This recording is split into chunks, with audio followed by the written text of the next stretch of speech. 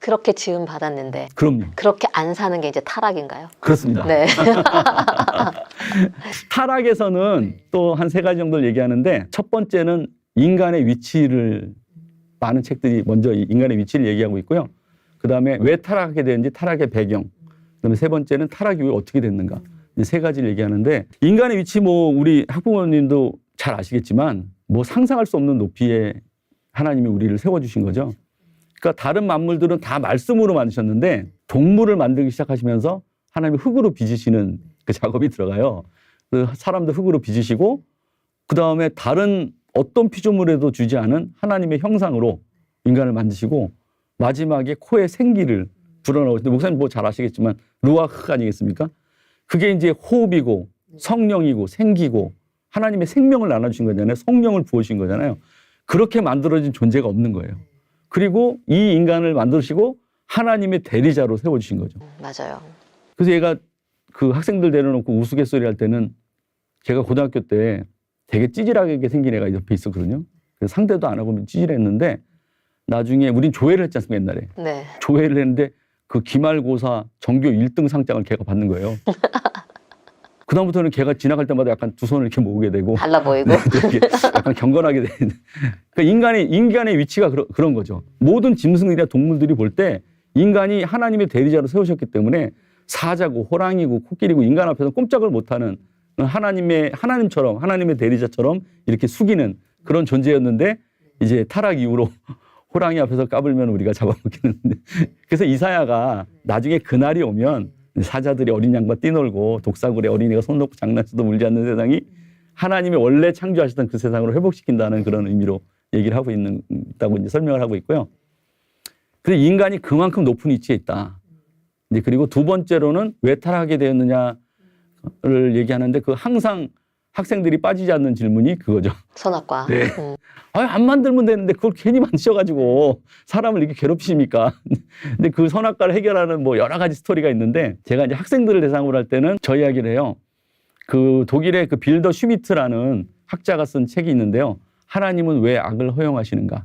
그런 책인데, 거기에 여러 가지 예제 중에 그 왕자님 예제가 나와요. 학부모님도 아마 다 아실 건데, 왕자가 이제 민정시찰을 나갔다가 이제 처녀를 만났는데 너무 아름다웠고 마음에 드는, 자기랑 결혼하고 싶은 처녀를 만난 거예요. 그래서 와가지고 어머님한테, 왕비죠, 어머니한테 얘기를 한 거예요. 내가 그 처녀를 찾아가지고 내가 명령서를 내려서 그 처녀를 공주로 맞이하겠다. 그랬더니 어머니가 얘기를 하신, 지혜로운 어머니셨나 봐요. 네가 왕이니까, 왕이 될 사람이니까 명령을 해서 데려올 수 있는데, 그렇게 되면 진정한 사랑이 안 돼.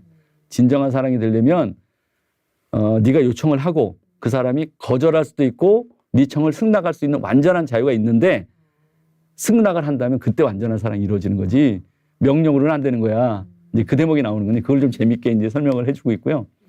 그러니까 하나님이 우리를 개나 고양이도 우리가 얼마나 아름답습니까? 너무 사랑스럽잖아요. 그런데 그 개나 고양이가 아무리 사랑스러워도 본능으로 사는 거예요. 배고프면 먹고 졸리면 자고. 근데 하나님은 우리를 애완동물처럼 만들지 않으시고 인격적으로 교제를 나누는 관계로 만드시고, 대화하고 서로 의견을 나누고 서로 친밀한 교제를 나누되, 심지어 어디까지 주셨냐면 나를 거절할 수 있는 자유까지 주신 거예요. 그니 그거를 설명을 해줘야 선악과가 이제 해결이 되는 거죠. 그래서 이제 그 얘기를 해주고 선악과를 해결하는 노력을 하는데, 뭐 그거 한방 얘기했다고 뭐 다 해결되는 건 아니지만, 거기에 대해서 깊이 묵상해 볼 수 있도록, 우리가 하나님이 왜 나를 죄를 질 수 있는 사람으로, 왜 하나님을 거절할 수 있는 자유까지 왜 주셨나, 이제 그런 것들을 생각해 볼 수 있게 그렇게 유도를 하고 있고요. 근데 마지막에는 이제 그 이후로 어떻게 됐냐, 타락이 이제 만든 결과인데, 먼저는 하나님과 인간 관계가 깨졌다는 걸 설명해요. 왜냐하면 이제 아담이 하나님하고 대면해서 얘기를 할 수 있었고, 사실 심지어 가인은 범죄하고 나서 하나님하고 얘기를 했잖아요. 근데 그 이후에 하나님과 관계가 단절되면서 이제 피 흘린 제사 없이는 하나님과 연결할 방법이 없어지는, 두 번째로 깨어진 관계는 인간과 인간이 깨졌다. 그래서 이제 어두운 데서 만나면 뭐가 제일 무섭냐니, 야, 사람 만나는 게 제일 무섭지. 이렇게 된 거죠. 사람이 사람을 못 믿고. 아담이 그렇게 사랑하고 내 뼈 중에 뼈, 살 중에 살이라고 한 아와한테 하나님이 주셔서 나와 함께하게 하신 여자, 그가 주어서 먹었습니다. 바로 배신을 때려버리고 이렇게 된 거고요. 근데 세 번째로는 인간과 자연 만물이 단절이 됐는데 성경의 창세기에 보니까 재밌는 얘기가 나와요.